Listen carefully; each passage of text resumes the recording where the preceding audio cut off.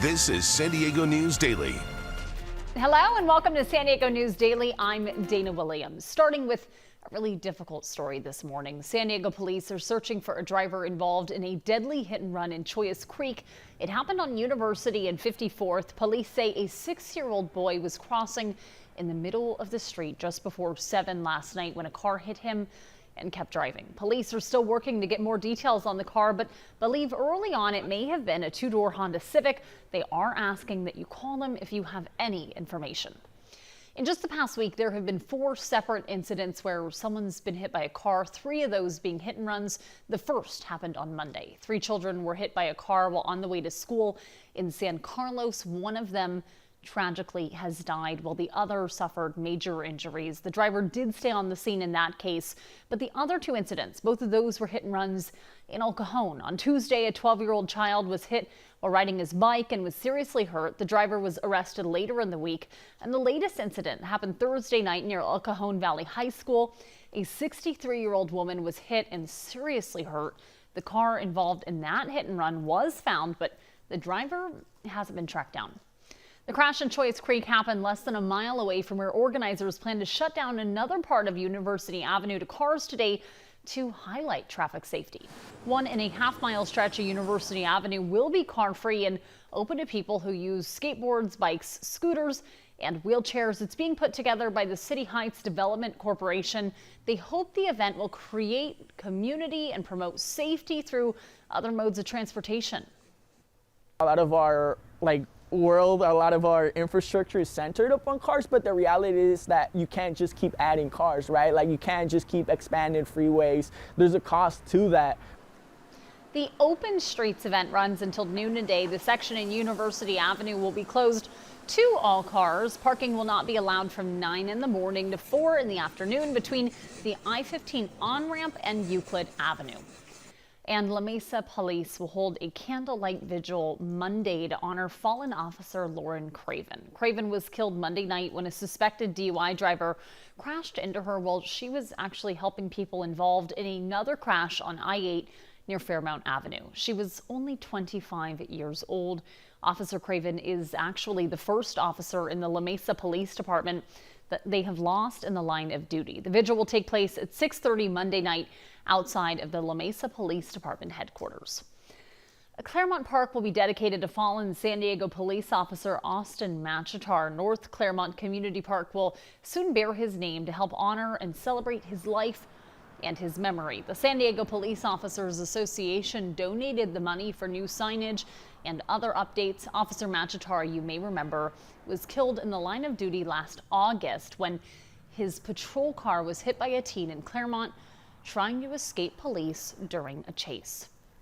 And the effort is on to find a safe and a loving home for pets in need. The city of Chula Vista's Animal Services held their 2nd annual Howl-oween adoption and foster event to help finally find homes for dozens of pets. NBC7's Kelvin Henry joins us with how the event played out and the impact that it has on the overall community. The eyes, she's just has beautiful eyes. People on Saturday are drawn to the charm and beauty of the animals. My daughter follows Vivi on TikTok, and so we saw a couple of puppies that we liked, but in the end, we're here with the cats. The City of Chula Vista's Animal Services is holding their annual Howl-oween open house. Hi, welcome. They say their shelter is over capacity and the push is on to find them homes. Our normal capacity is about 80 dogs. That is the perfect amount of animals that we have for the staff that we have. However, right now we're looking at about 140, so we're pretty much doubled. We are at the point where we are using our overflow kennels, which we have to purchase because we had no more space.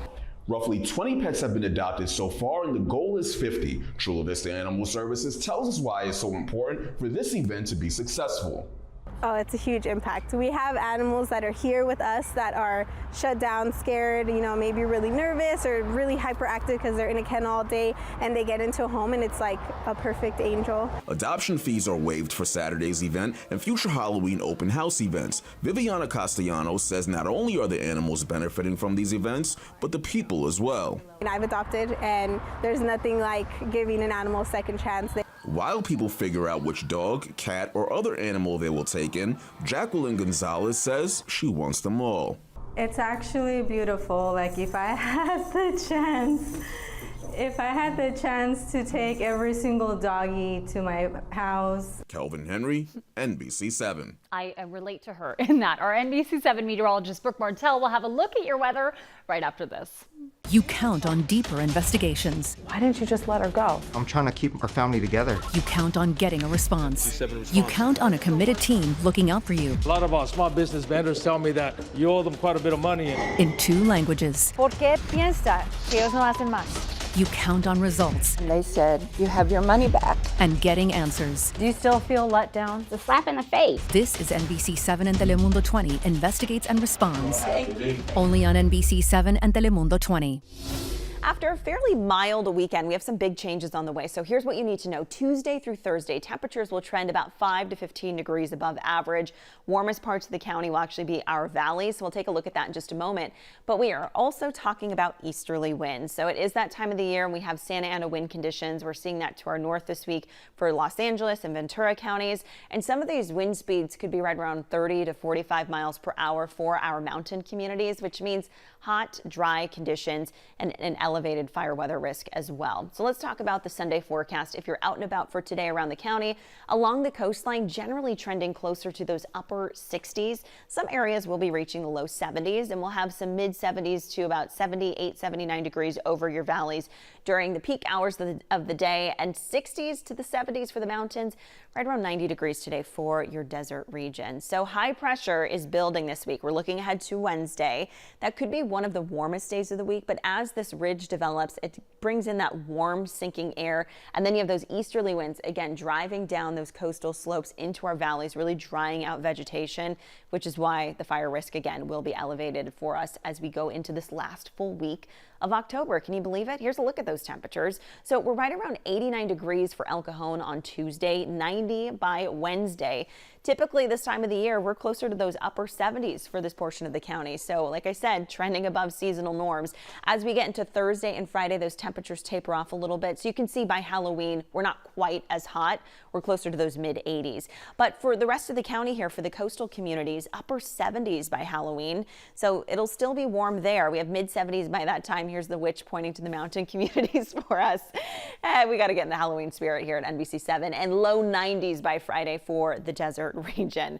10-day forecast looks like this for you. So temperatures again heating up really Tuesday through Thursday, tapering off a little bit by the end of the week, and that will continue into your weekend. For your Inland Valley communities, we do still have a pretty warm start to November. We're right around those low to mid 80s on Saturday and Sunday, and next week we could still be hanging on to some similar temperatures. Mountain communities will be warm by midweek too, and again, don't forget about those gusty wind conditions, those easterly winds, and that will impact the desert region. This part of the county holds fairly steady. We're talking upper 80s to about the low to mid 90s through the extended period. Dana? Brooke, thank you. I liked the Halloween spirit. In a season full of firsts, San Diego FC is getting ready for another. Its first ever playoff game. The team will host the Portland Timbers Sunday at Snapdragon Stadium. San Diego FC finished the season with 19 wins, 63 points, and the top seed heading into the playoffs. The team's head coach says he knows fans have been waiting a long time for a championship, but for now, their focus is just one game at a time. You have a little bit of nerves before a game, before a competition, before a playoffs. That's a good thing. We said from the beginning, we're here to win. We're excited. And we are too. The team says they're counting on a packed stadium this evening. And as always, there's more coverage you can count on at NBC7.com, and you can always find us on your Roku or your Samsung Smart TV app. Thanks so much for watching. I'm Dana Williams.